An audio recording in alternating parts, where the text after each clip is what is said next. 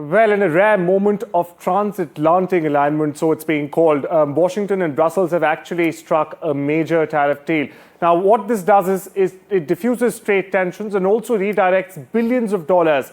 Meanwhile, here are the key facts that, in fact, explain how this agreement reshapes global commerce.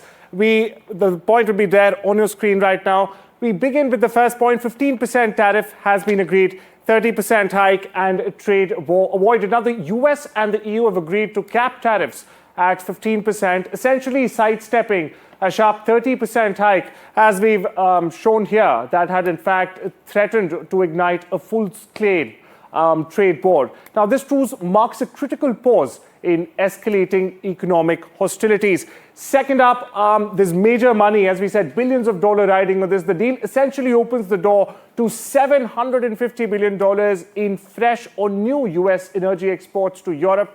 Meanwhile, in return, European firms will now invest over $600 billion across US tech, manufacturing, and even green infrastructure.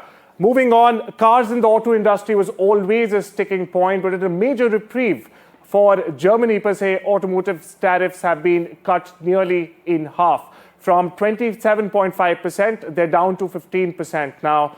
Specifically, as I mentioned, Germany's auto sector was long caught in the crossfire. It now finally badly gets a breather that it needed. Meanwhile, global markets are also responding swiftly with stock indexes on both the sides, in fact, of the Atlantic posting gains. Now, the agreement also signals renewed confidence in stability, rules, and also international trade. Now, let's move on, say what the leaders have termed the deal as. Starting off with Donald Trump, he's termed the deal as a giant deal.